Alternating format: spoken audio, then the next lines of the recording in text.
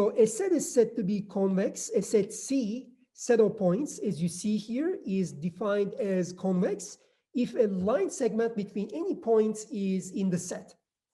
So this is basically the intuitive definition.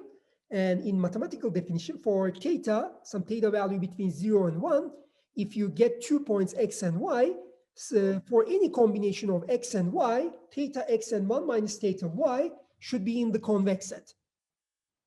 And in this case, theta x and 1 minus theta y should be in the convex set. So for instance, this is convex because if you select any point, x and y, it should be all points. So x, y, they can be anywhere. Their combination, this defines a line segment, will also be in the set. That's why this is a convex set. However, for others, like in this case, in this example here, we have x and y. And in this case, basically, we have x and y. And we can find 2x and y on the different parts of this object, as you see here. And in this case, x is here, y is here, and assume that theta is something like 0.5. I'm just making up.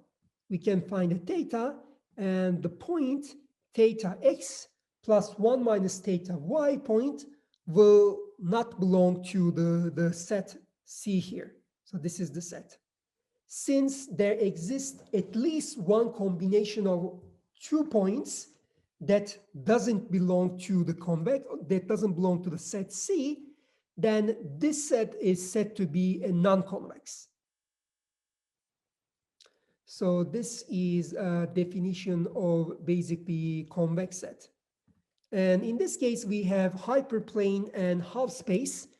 So in this case, the hyperplane is defined as for 8x. We have an basically AT times x is equal to b. For instance, this is the hyperplane. So this plane or line, if it's in 2D in line, if it's more than 2-dimensional, if it's the n-dimensional, then it becomes a hyperplane. Then it's basically 8 transpose times x, which is b, is this line. And again, a is the normal vector for this hyperplane.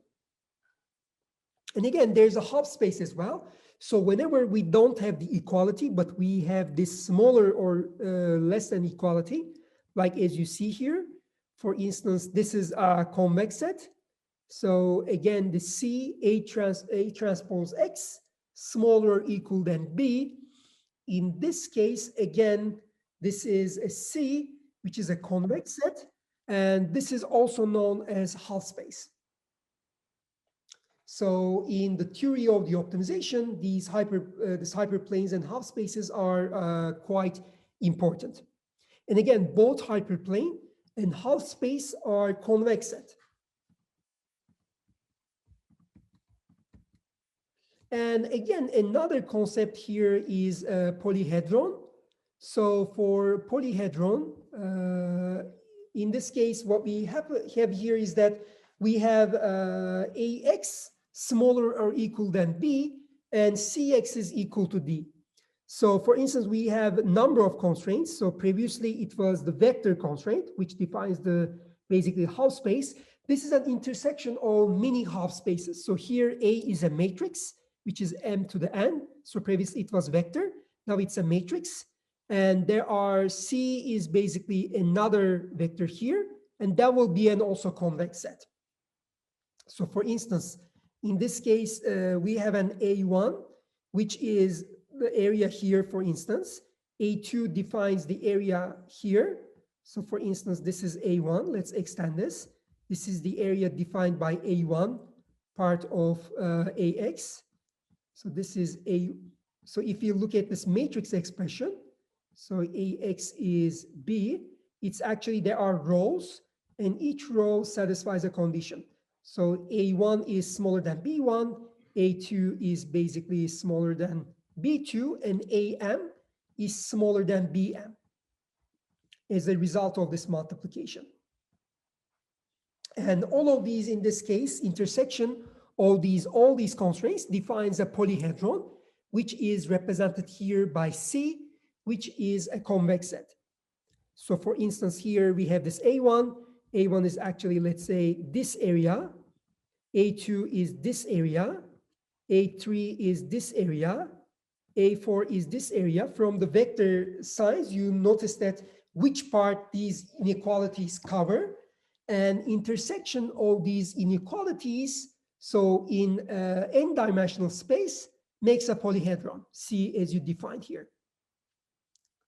And again, this polyhedron concept will be important for linear programming especially. And again, there are other things as well, like Euclidean ball and ellipsoid. So I am passing this one, we don't need it.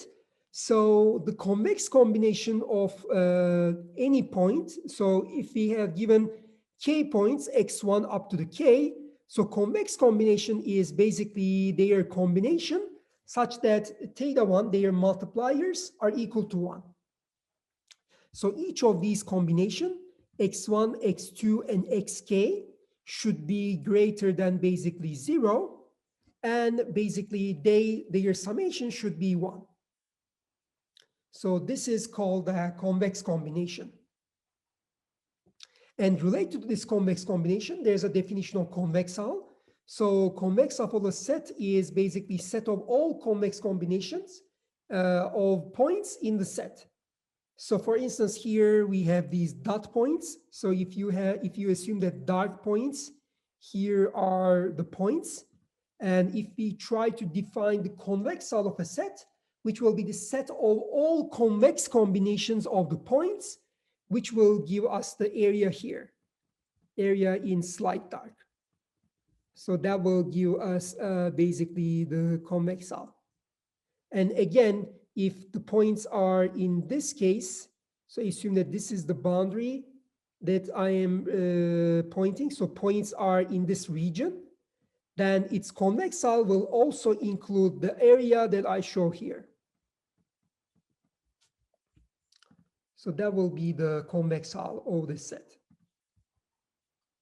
And again, the related definition is a convex cone. And again, set is a convex cone. That will be, again, the convex set. And if the ray from each point in the set is in the set. So for instance, if we have two rays here, so in one ray we have x1, in another ray we have x2.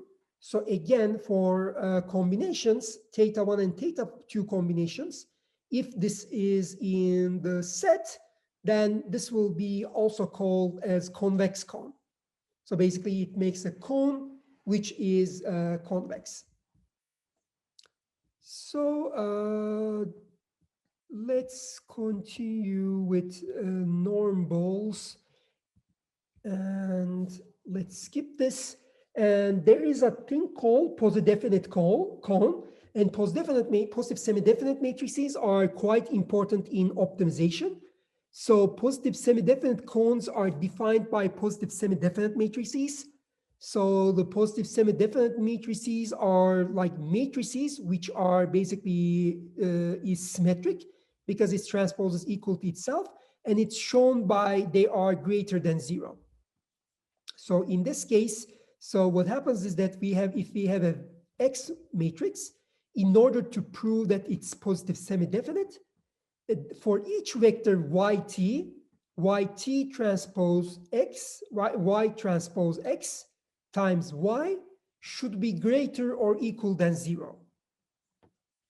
So if this yt xy x times y is greater than 0, this is called posidefinite matrix.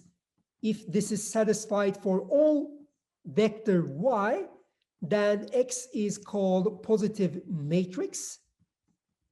And if it's basically greater than 0, and this is called positive matrix, if it's greater or equal than 0.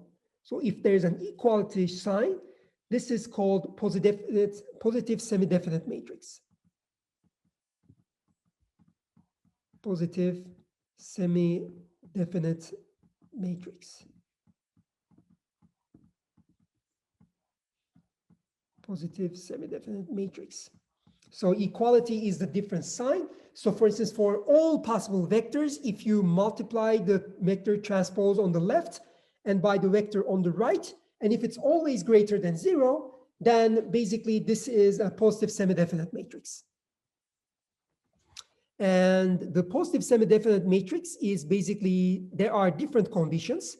So its eigenvalues should be greater than 0. So let's go over it.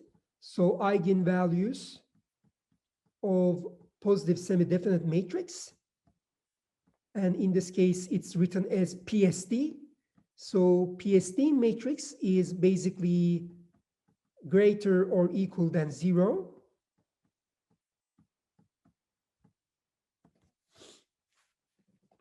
And this is the eigenvalues condition, and its determinant is also greater or equal than 0.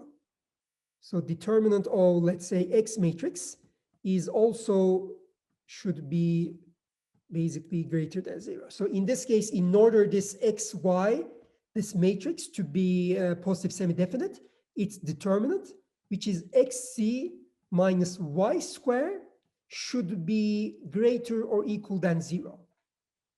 So for instance, let's say 1, 4, 2, 2, assume that we have this following matrix. This matrix is positive semi-definite because this satisfies that 1, 4 minus 2, 2. And in this case, the difference is 0. And in this case, that's why this matrix is a positive semi-definite matrix. And again, there are basically, in order to understand the operations that preserve the convexity, there are two main types of approaches. The one approach is basically apply the definition. So in this case, we have for every point in the convex set, in order to understand whether this operation is convex, will basically, is a resulting set, will check whether each point in this combination of each point in the set is convex, and which can be cumbersome. So in general, showing that C is obtained from simple convex sets by operations that preserve convexity is a better approach. And in this case, there are many operations that preserve the convexity, such as intersection, affine functions, and those are the two main parts where basically intersection of two convex sets is convex, and affine function combination of convex sets is also convex. So in intersection, for instance, if there are K sets that are convex, then their intersection is also convex. So in this case, one simple example is a polyhedron. So in polyhedron is, if you remember, it was the intersection of half spaces and hyperplanes. And as a result, all of these half spaces and hyperplanes were convex. And as a result, polyhedron, which is the intersection of the half spaces and hyperplanes, are also convex, is also convex. And another is affine composition. So basically, under the affine function transformation, a convex set is again preserved to be convex. So what I mean by affine transformation is that basically scaling, translation, and projection are allowed. So for instance, if S is an Rn is a convex set, then Fs, which is basically A times S plus B, is also convex. And there are certain examples for this one as well. And again, for convex sets, there are many examples. So one example book is Convex Optimization, again by Stephen Boyd. Again, this is a very good book on convex optimization problems and convex sets, and it's freely available on the web. You can take a look into this book if you want to learn more about this topic.